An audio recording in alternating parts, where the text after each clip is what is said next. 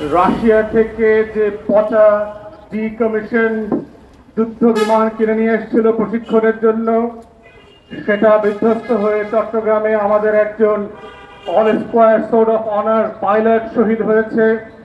আমি সেই পাইলটের রুহের মাগফিরাত কামনা করছি এবং দেশবাসীকে মনে করিয়ে দিচ্ছি 2015 সাল থেকে রাশিয়া থেকে এই ধরনের পচা সেকেলে প্রশিক্ষণ বিমান বাংলাদেশের হাজার হাজার কোটি টাকা খরচ করে আনার মধ্য দিয়ে যেভাবে একের পর এক বিমান বিধ্বস্ত হচ্ছে, আমাদের পাইলটরা শহীদ হচ্ছে এবং যে আসিফ জাওয়াদ শহীদ হয়েছেন গত পরশুদিন, তিনি শুধু বাংলাদেশের সোর্ড অফ অনার ছিলেন না, তিনি ভারত সহ উপমহাদেশের অনেক দেশের সাথে যে কম্পিটিটিভ ট্রেনিং হয়েছে, এই ট্রেনিংগুলোতে উনি অসাধারণ প্রশিক্ষক হিসাবে প্রমাণিত হয়েছেন এবং বাংলাদেশের জন্য গর্ব কিনে নিয়ে এসছেন। সেই পাইলটকে আমরা হারিয়েছি বাংলাদেশের এই দামি সরকারের লুটপাটের অংশ হিসেবে। আমরা দাবি করছি, একের পর এক পাইলটরা কেন শহীদ হচ্ছে এবং আহত হচ্ছে, আমাদের প্রশিক্ষণ বিমানগুলো কেন বারবার ধসে যাচ্ছে, কেন হাজার হাজার কোটি টাকার লুটপাটের টাকা, করের টাকা দিয়ে এ ধরনের সেকেলে রাশিয়ান মিগ কেনা হচ্ছে, রাশিয়ান YK-1308 কেনা হচ্ছে, এগুলোর তদন্ত করা দরকার এবং যারা দায়ী এই লুটপাটের জন্য বেসামরিক এবং সামরিক নেতৃত্ব সবাইকে বিচারের আওতায় আনার দাবি করছি।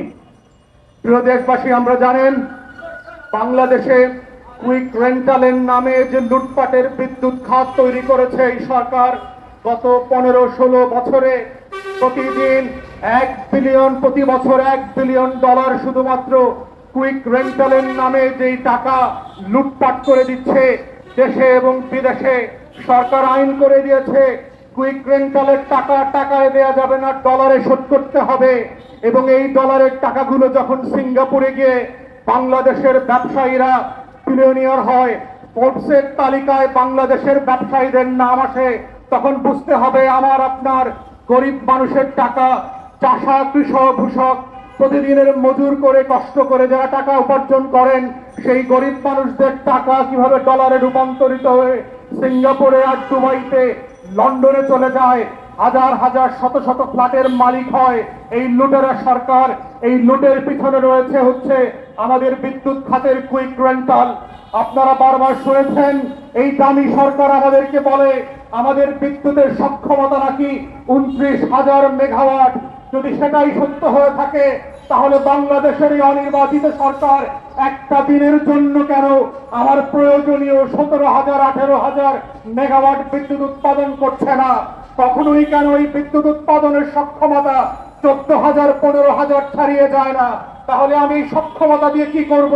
আমার বিলিয়নস অফ ডলার পেমেন্ট করে কুইক রেন্টালের নামে যারা দেশে বিদেশে আমার সম্পদ লুটপাট করছে, অথচ আমার গ্রামে গঞ্জের চাষিরা সেচের জন্য বিদ্যুৎ পাচ্ছে না, জমিতে পানি দিতে পারছে না, চাষবাস করতে পারছে না। আমার গ্রামে গঞ্জের ব্যবসা বাণিজ্য ধসে পড়ে গেছে, গ্রামের বাজারগুলোতে 6 থেকে 8 ঘন্টা পর্যন্ত বিদ্যুৎ থাকছে না। সেই পণ্য বিদ্যুৎকে কেন বিদ্যুৎ দেওয়া হচ্ছে না? যদি আপনার 29,000 মেগাওয়াট আপনার সক্ষমতা থেকে থাকে, তাহলে বাংলাদেশ তো বিদ্যুৎ রপ্তানি করার কথা, তাহলে আপনি কেন আবার আদানি থেকে বিদ্যুৎ আমদানি করছেন? নতুন করে আর একটা ভারতীয় কোম্পানির সাথে কেন চুক্তি করছেন? আপনি কেন নেপাল থেকে আবার বিদ্যুৎ আনার চেষ্টা করছেন? এই লুটপাটের গণতন্ত্রের যে মডেল, এটার মানে হচ্ছে শুধুমাত্র সাইফুজ্জামানদের 300 ফ্ল্যাট হবে লন্ডনে, এসালমদের 8টা ব্যাংক হবে, বাংলাদেশের পাড়ায় পাড়ায় কানায় কোনায় অভাব অনটন আরটিসিবির টাক বাড়বে, আর লন্ডনে ওয়াশিংটনে আওয়ামী লীগের নেতাদের লুটের সম্পত্তি বাড়বে। এই মডেলের নাম হচ্ছে কুইক রেন্টাল মডেল, যেই মডেল দিয়ে বাংলাদেশের বিদ্যুৎ খাতকে ধসিয়ে দেওয়া হয়েছে, যেই মডেল দিয়ে বাংলাদেশ ব্যাংকের রিজার্ভ শূন্যে নেমে আনা হয়েছে, সেই মডেল দিয়ে বাংলাদেশের আমদানি করবার সক্ষমতা 6 মাস থেকে 2 মাসে নামিয়ে দেওয়া হয়েছে। সেই মডেলের নাম হচ্ছে কুইক রেন্টাল মডেল। এই মডেলের মালিকানা হচ্ছে আওয়ামী অলিগার্স এবং মাফিয়াদের, যাদের একমাত্র দায়িত্ব হচ্ছে গরিব মানুষের টাকা শোষণ করে বিদেশে ডলারে রূপান্তরিত করে পাচার করা, যাদের একমাত্র কাজ হচ্ছে দিনে এবং রাতে ব্যাংকিং মার্জারের নামে নতুন নতুন ব্যাংকের মালিক হওয়া, যাদের একমাত্র দায়িত্ব হচ্ছে ব্যাংক খেলাপিদেরকে মাফ করে দিয়ে নতুন করে বাজেট থেকে সাবসিডি দিয়ে ব্যাংকগুলোকে ফোর্সফুলি বাচ্চার করা, এটার নাম হচ্ছে মাফিয়া গণতন্ত্র, এটার নাম হচ্ছে লুটেরাদের অর্থনীতি। এভাবেই বাংলাদেশ ডিজিটাল বাংলাদেশের নামে লুটপাটের স্বর্গে পরিণত হয়েছে। এটার মধ্যে এই স্মার্ট বাংলাদেশে লুটপাট হতে হতে আমি আপনি ফকির হয়ে যাব। 41 সালে বাংলাদেশে অলিগার্করা বড়লোক হবে, বেনজিরদের জিডিপির গ্রোথ বাড়বে, এসালামদের জিডিপির গ্রোথ বাড়বে। শূন্য ব্যাংক থেকে শুরু করে এসালাম গত 15 বছরে 8টা ব্যাংকের মালিক হয়ে গেল। এর নাম হচ্ছে বাংলাদেশে উন্নয়ন। আমরা দেখেছি বেনজির আহমেদের মতো লোকরা পাড়ায় মহল্লায় কিভাবে উপজেলা জেলার মালিক হয়ে গেছে। যে পরিমাণ সম্পত্তির মালিক বেনজির আহমেদের মতো কাট্টার পাট্টাররা আমলারা হয়েছে, এরকম হাজার হাজার আমলাদের কাছে আজকের বাংলাদেশ বিক্রি হয়ে গেছে, বাংলাদেশের সম্পত্তি পাচার হয়ে গেছে। আর এভাবেই আমি আপনি গরিব হয়ে গেছি। এই গরিব হওয়ার মধ্য দিয়ে আমাকে আপনাকে গড়পট্টায় পরিণত করে দেওয়া হয়েছে। কারণ বেনজির যখন 500 কোটি টাকার মালিক হয়, গড়পট্টায় বাংলাদেশের প্রত্যেক রিক্সাওয়ালা লাখপতি হয়ে যায়। এই গড়ের অর্থনীতিকে আমরা প্রত্যাখ্যান করছি। আমাদের দাবি হচ্ছে অর্থনীতির সূচক দেখতে হবে গরিব মানুষের জীবন বিবেচনায়। আমার সাধারণ কৃষক আগের থেকে ভালো আছে না খারাপ আছে? আমার রিক্সাওয়ালা ভাইরা 15 বছর আগের থেকে এখন ভালো আছে না খারাপ আছে?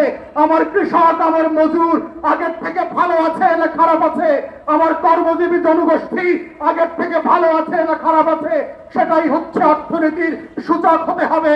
বেনজির বাংলাদেশে কত হয়েছে? এসালামের কয়টা ব্যাংক হয়েছে?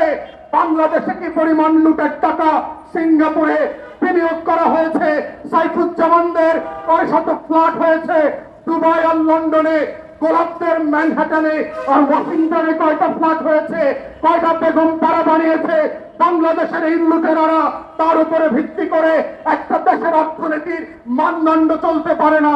আমরা বারবার বলেছি এই ডিজিটাল লুটপাটের মানে হচ্ছে আমরা গরিব থেকে গরিব হয়েছি। 2009 সালের 1 লক্ষ টাকা শূন্যে পরিণত হয়েছে।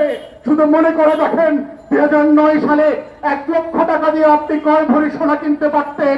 আর আজকে বাংলাদেশে সোনার ভরি 1 লক্ষ টাকা ছাড়িয়ে গেছে। আওয়ামী লীগ যখন ক্ষমতা এসেছিল, যার ব্যাংকে 1 লক্ষ টাকা ছিল, সেই 1 লক্ষ টাকা আজকে শূন্যে পরিণত হয়েছে। এই 1 লক্ষ টাকা 15 বছরে শূন্যে পরিণত হওয়ার মানে হচ্ছে ডিজিটাল বাংলাদেশ। এর মানে হচ্ছে 5 লক্ষ টাকা শূন্যে পরিণত হবে। এর মধ্য দিয়ে আপনি 2041 সালে স্মার্ট বাংলাদেশে পরিণত হবেন। এটাই হচ্ছে লুটপাটের বাংলাদেশ, এটাই হচ্ছে ডিজিটাল বাংলাদেশ, এটাই হচ্ছে দামি গণতন্ত্র আর ফেক নির্বাচনের বাংলাদেশ। এই বাংলাদেশের জন্য মানুষ যুদ্ধ করে দেশ স্বাধীন করে নাই। এই বাংলাদেশের জন্য হাজার হাজার মানুষ জীবন দেয় নাই। এই বাংলাদেশের জন্য আমার গরিব কৃষক পায়ের ঘাম মাটিতে ফেলে সোনার ফসল ফলায় না। এই বাংলাদেশের জন্য আমার রিক্সাওয়ালা, আমার শ্রমিকরা, আমার পোশাক শিল্প শ্রমিকরা গায়ের ঘাম মাথায় তুলে রক্ত বিক্রি করে, বিদেশে কাপড় বিক্রি করে ডলার আনে না। এটা বাংলাদেশের স্বাধীনতার সাথে গাদ্দারি করা হয়েছে। আওয়ামী লীগ সরকার আওয়ামী রাজাকারে পরিণত হয়েছে। এই দামি সরকার পাকিস্তানি হানাদারদেরকে ছাড়িয়ে গিয়ে আওয়ামী হানাদারে পরিণত হয়েছে, আওয়ামী আলবাজারে পরিণত হয়েছে। এর মধ্য দিয়ে বাংলাদেশ সরকার বাংলাদেশের স্বাধীনতা, সার্বভৌমত্ব এবং জাতীয় স্বার্থকে প্রতিদিন রাতে পদদলিত করে বাংলাদেশকে একটা গরিব রাষ্ট্রে পরিণত করা হয়েছে। এবং আওয়ামী লীগের নেতাদেরকে, এই আমলাদেরকে, সামরিক এবং বেসামরিক সবাইকে জন্য বিচারের আওতায় আনা হবে। মনে রাখবেন, সব ফেরাউনদের একদিন পতন হয়। কোনো না কোনো দিন এই ফেরাউনকেও পানিতে ডুবে মরতে হবে। কোনো না কোনো একদিন এই নমরুদকে এক মশায় কামড় দেবে। কোনো না কোনো একদিন এই কারণকেও মাটি খেয়ে ফেলবে। সেই দিন খোলার কসম আপনাদেরকে বিচারের কাঠগড়ায় দাঁড়াইতে হবে। প্রত্যেকটা আসলের, প্রত্যেকটা টাকা অঙ্কের ডলারের সুদে আসলে হিসাব দিতে হবে এই বাংলাদেশে। বাংলাদেশ কাউকে মাফ করে নাই। ইতিহাস থেকে দেখেন, বাকশালীদেরকে এই দেশ মাফ করে নাই, এরশাদকে মাফ করে নাই, কোন স্বৈরাচারকে, বাকশালীদেরকে ভবিষ্যতেও মাফ করা হবে না, হবে না এবং হবে না।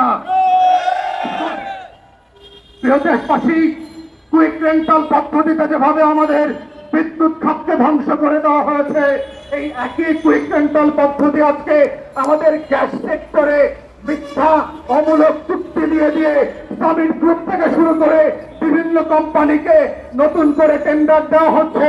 এটার মানে হচ্ছে ওভার ক্যাপাসিটি চার্জ দিতে হবে, আপনার প্রয়োজনের থেকে বেশি পরিমাণে স্টেশন গ্যাস নেভাল আপনার সমুদ্রতে তৈরি করা হবে, কিন্তু আপনি গ্যাস পাবেন না। ডলারে ডলারে চুক্তি করে টাকা পাচার করবেন, কিন্তু আপনার ঘর বাড়িতে গ্যাস থাকবে না। বাসায় এখন আর গ্যাস সাপ্লাই দিচ্ছে না, প্রত্যেককে বাধ্য করা হচ্ছে এলএনজি কিনতে।